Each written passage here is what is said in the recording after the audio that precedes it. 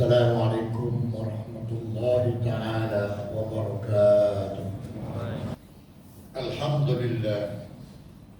Alhamdulillahil qadir. Innal ladzina amanu wal ladzina hajaru wa jahadu fi sabilillahi ulaika yarjuna rahmatallah. والله غفور رحيم. أشهد أن لا إله إلا الله وحده لا شريك له وأشهد أن محمدا عبده ورسوله. اللهم صل على سيدنا محمد وعلى آله وصحبه أجمعين. أما بعد، فيا أيها المسلمون اتقوا الله، أوصيكم وإياي بتقوى الله فقد فاز المتقون. قال الله سبحانه وتعالى: يا أيها الذين آمنوا اتقوا الله حق تقاته ولا تموتن إلا وأنتم مسلمون. Muslimin yang dirahmati Allah sekalian,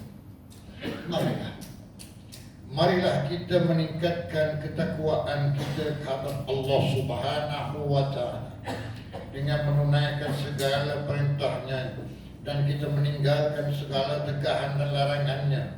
Semoga kita beroleh kejayaan hidup dunia dan di akhirat.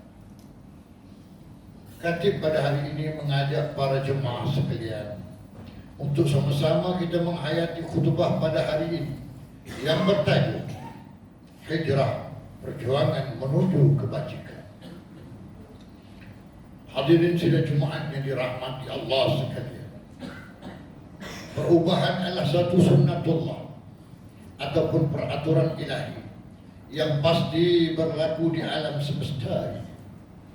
Tidak ada sesuatu pun yang wujud di atas muka bumi ini melainkan mesti akan menghadapi perubahan untuk kebaikan, sama ada secara fizikal maupun secara spiritual. Memerlukan perjuangan yang berterusan daripada kita sendiri.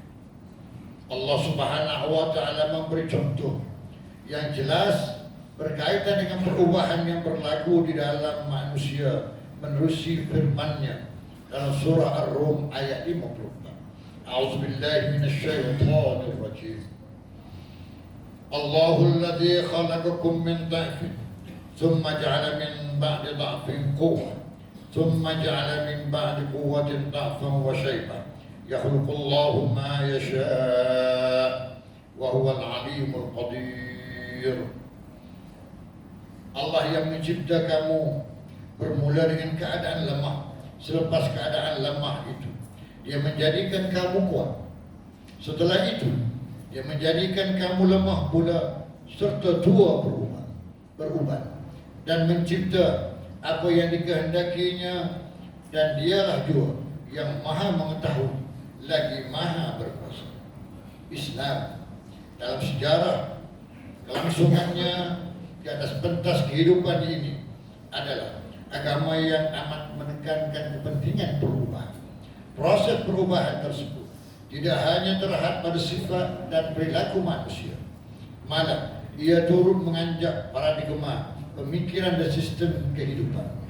Perubahan inilah yang dilakukan oleh Rasulullah sallallahu alaihi wasallam, yang mana agenda utamanya adalah untuk melakukan perubahan, yaitu perubahan daripada kehidupan yang penuh dengan jahiliyah, kekufuran, kezaliman dan sebagainya, kepada kehidupan yang penuh keamanan, keadilan, kesejahteraan sejati.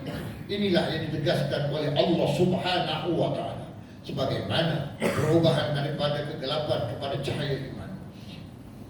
Allah berfirman di dalam surah Ibrahim ayat 1, A'udzu billahi minasyaitonir rajim. Alif Lam Ra. Kitabun anzalnahu ilaika litukhrijan nasa minaz zulumati ilan nur biizni rabbihim ila siratil azizil hamid. Alif Lam Mim. Ini adalah kitab Al-Quran. Kami turunkan dia kepadamu, wahai Muhammad, supaya engkau mengeluarkan umat manusia seluruhnya daripada gelap gelita kufur kepada cahaya iman dengan izin Tuhan mereka ke jalan Allah yang Maha Berkuasa lagi Maha Terpuji.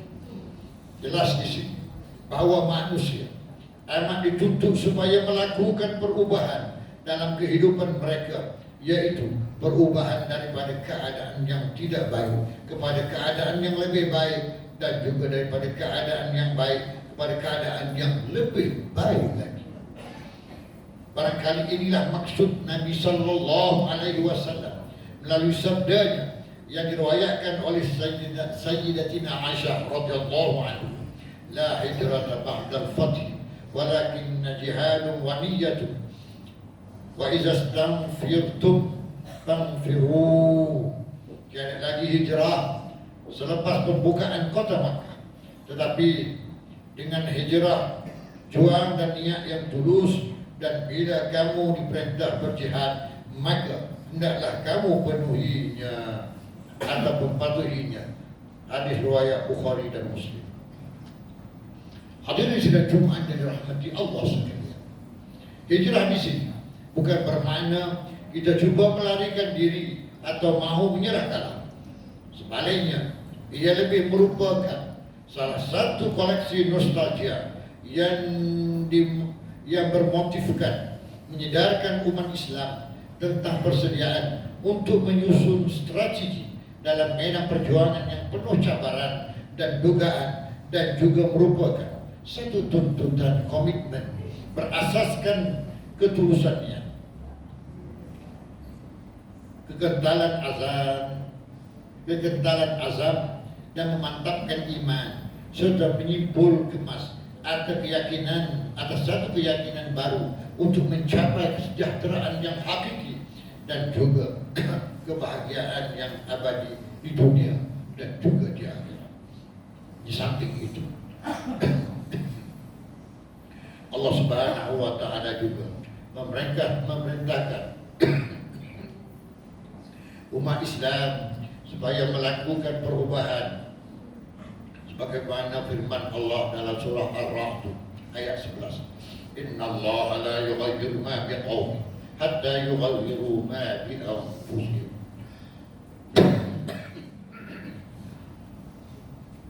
Sesungguhnya Allah tidak mengubah keadaan sesuatu kaum sehingga mereka merubah keadaan yang ada pada diri mereka sendiri.